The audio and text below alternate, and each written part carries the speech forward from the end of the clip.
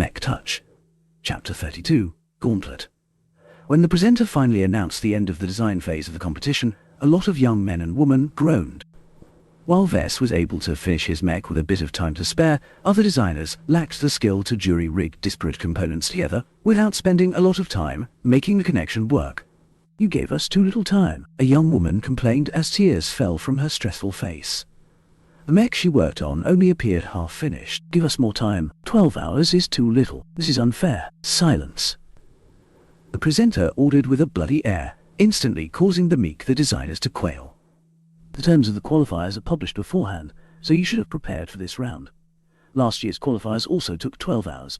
We're on tight timetable here, and the main round happens tomorrow. We won't postpone the event, just so you can put the finishing touches on your work." When Vess looked around to see the progress of his fellow contestants, he judged about a third of them hadn't finished their designs. Many people tripped up because they spent too much time forcing components designed for different mechs to work together. Such failures proved they didn't possess much knowledge beyond the basics in mech design. It was interesting to see that the organizers place a lot of emphasis on this when holding the qualifiers. Some other designers lost too much time due to faulty judgment. One heavy mech featured highly advanced engines and power reactor. That was all fine and dandy. But the designer spent way too much time adding a lot of toys to make full use of that capacity. If he kept the 12-hour limit in mind and kept his choices modest, he could have made it through with his level of skill. In general, the contestants who left unfinished designs at the end of the period chewed more than they could handle. If they picked simpler, less mechanically complex components out of the pile of junk, then they'd at least leave a functioning mech at the end, showcasing their competence in working under pressure. Although I can't say I blame them for being ambitious. Vess might have been one of these losers if his father hadn't left him the system. If he was participating in the contest and wanted to have a shot at getting past the qualifiers, then he couldn't settle for average among 150 other contestants. The mech had to perform better than almost anyone else's work, so taking risks was unavoidable. As he looked at the dejected contestants who were forced to give up on the qualifiers due to their incomplete designs, Vess felt a little guilty he cheated his way out of this circumstance. Before the system's arrival, Vess was like any other novice mech designer who graduated from a local university. He possessed basic knowledge, but never excelled at anything other than mechanics, and even that impressed no one, because he learned outdated techniques that would be laughed at in more advanced states. His father gave him the system to circumvent years of dedicated study and experience. Why did he deserve to benefit from this miracle when many other of his former classmates were left to wallow in their mediocrity? He wasn't a saint, he never donated to charity. He wasn't even nearly as good in his studies as some of the others. There's no point dwelling on these feelings. I'm different from the others. They all made their choices in life when they chose to go down the path of mech designing. The mech design career path was one that led to fame, riches, and prestige. However, it was also a cutthroat business that couldn't fit too many competitors. For every designer that clawed its way to the top, at least hundreds or thousands of others were resigned to lesser jobs like full-time fabrication or maintenance of other people's mechs. After sending off the losers, the presenter gestured to those who were still in contention. "Please clear the main stage and stand to the side. Our pilot, Hans, will soon test the bold designs our young talents have whipped up." A very fancy simulation pod was brought at the very rear of the stage. Hans, fitted out in a skin-tight piloting suit, waved at the audience before entering the pod. The venue darkened, and the stage began to light up in a fully realistic projection of a slim but elegant light mech, wielding a polearm twice as long. The rest of the environment lighted up after that, showing hints of the urban landscape ahead that represented the testing grounds for all of the mechs. First up is a creation by Nathalie Montag. Hans will put Mech the Lance Star to the test after 5 minutes of acclimatization. This preparation period applies to all other mechs tested today. Carlos walked over to Vess and whistled at the polished design in the projection. Natalie sure worked her magic. She's always been a light mech fanatic. She spent too much time polishing the exterior. I'm not sure the internals underneath the armor can withstand heavy duty. Vess judged with a critical eye. 12 hours left designers with too little time to create a good mech. Give them a week, and most of the contestants here could roll out designs that performed at least 50–100% better than what they rushed out.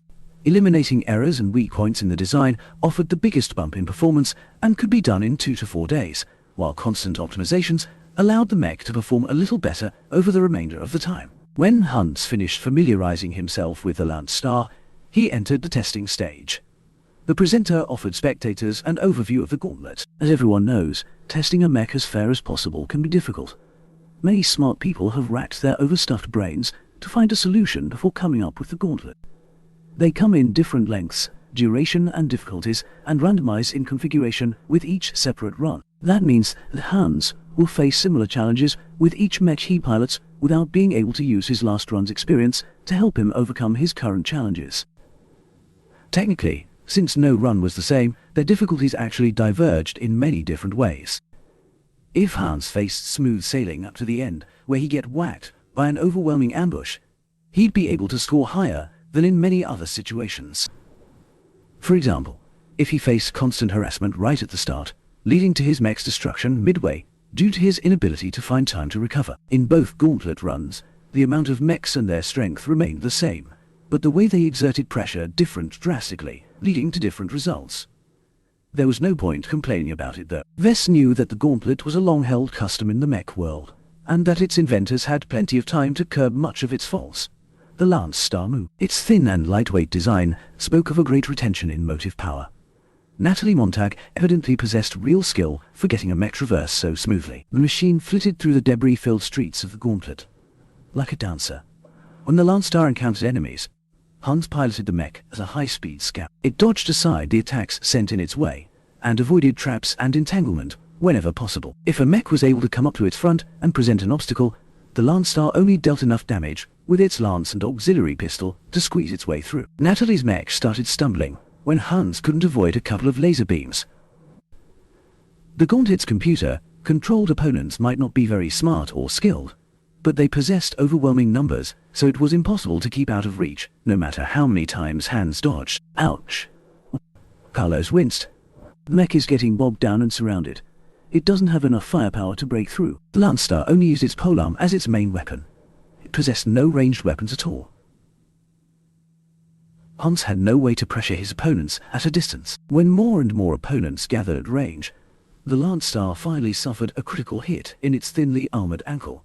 This practically halved the light mech's mobility, leading to the mech getting hit much more often. It lasted a respectable amount of time, and took out a few more mechs in its death throes, but the simulation finally ended at its destruction. The presenter came back in focus, as the simulation projected a lot of statistics, such as the distance traversed and how many opponents the mech took out of action. The Lance Star has reached a distance of 7 kilometers, during which it killed 5 mechs and damaged 20 more. I don't know about you guys, but I think this is a great performance for a mech put together in just 12 hours. The crowd offered a polite applause. Natalie was too conservative in her design, which led to the Lance Star's one-dimensional performance.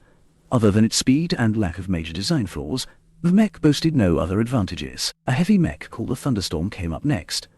It possessed a quadrupedal design, its 4 heavy legs supporting an incredibly tough and stable firing platform. The mech looked a little strange as the upper body of the mech sported 2 thick cannons as its arms. The presenter introduced the mech and its designer briefly, as everyone waited for the 5 minutes of preparation to pass. When Hans stepped out into the streets, the Thunderstorm rolled over the mechs in the vicinity. Its prodigious firepower, with its main weapon being 2 ballistic cannons, destroyed every mech if they got hit a couple of times. Though slow and inaccurate against light mechs, the Thunderstorm also incorporated half a dozen laser mounts on its shoulders and back to fend them off. A substantial volley of missiles fired from a kilometer away. They arced upwards into the sky, following a parabolic trajectory as they rocketed downwards towards the Thunderstorm. Hans hastily turned around and fired his lasers in rapid-fire mode in order to shoot down the missiles. But this left him vulnerable to the other light mechs again, who all took advantage of the opening to slip in some damage. The missiles hadn't delivered too much damage, as the Thunderstorm still had plenty of armor to spare. But as Hans piloted the heavy mech forwards while trying to destroy as many enemies as possible, the missiles continued to pour in from above, each wave leaving behind more explosions and more damage. The sad thing about the Thunderstorm was that it performed well enough against enemies in reach, but offered no solution to the constant long-ranged missile bombardment. The mech possessed almost no mobility, allowing the missileer to stay out of reach. With no line of sight, nor a set of targeting data, Hans couldn't even switch his cannons to artillery mode and fire back lobbing shell. He tried a few times when combat reached a lull, but it obviously represented nothing more than a gamble with very long odds. When the thunderstorm finally got wrecked by all the missiles, the presenter came back on stage and analyzed the statistics. "I am mightily impressed with the thunderstorm. Hans achieved a whopping 30 kills and damaged twice as many other mechs. While he hasn't moved far from his starting point, his damage scores are more than ample enough to vindicate this mech." The main goal of the Gauntlet was to get the mech to pass through 10 kilometers. Regardless of success, a run was scored on damage inflicted and distance reached. This gave both light and heavy mechs an equal chance in reaching a high valuation. Yet for every mildly successful run, at least 3 more failed spectacularly. One medium mech sported a highly visible gap in its arm connections.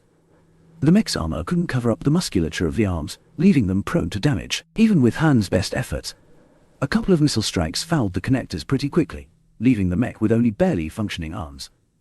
Suffice to say, the handicapped mech hadn't lasted long at all. Another mech was designed as a solid, sturdy knight with an excellent sword and shield. However, when Hans put its endurance to the test, a solid cannon shell to the chest disrupted the mech's internals. The knight's sturdy exterior covered up a bevy of flaws, most of them related to sloppy work into putting the internals together. The big hit practically disrupted the engine's connections, leading to a heavy slowdown in the knight's operation. In addition, due to the loss in strength, its sword was unable to strike down opponents. Someone next to Vess shook his head. "Again, it's a shame we weren't given a lot of time. It's so bullshit." When Carlos's mech came up to the stage, the young man in question hugged Vess in a show of nervousness. "Damn it.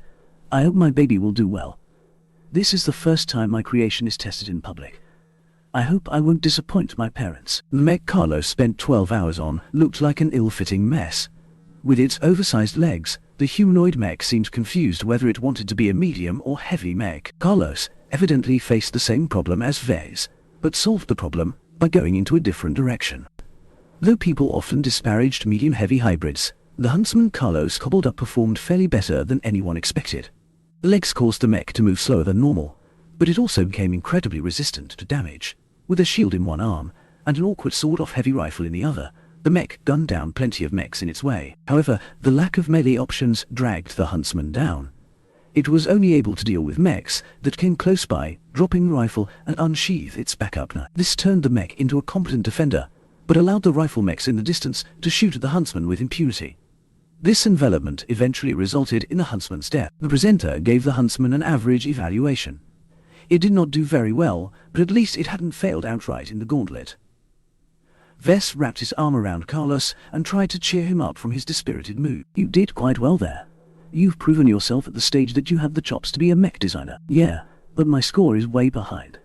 Never mind the top 8, I can't even reach the top 32. All of the people who score that high are talents." Vess sighed, even as he figured he was also one of them. "Don't aim too high. You've got opportunities many of your other colleagues wish they have." His job working on quality control at a large manufacturer was facilitated through connections from his parents. Carlos had stepped 1 foot in the mech designer industry. After a couple of decades of working up the ladder, Carlos could have the opportunity to join a mech design team and contribute his rich knowledge to the formation of a new design. Up next is our lovely Patricia Schneider's Rosaria. The announcement attracted everyone's attention. The top graduate of this year's cohort was about to show her fangs.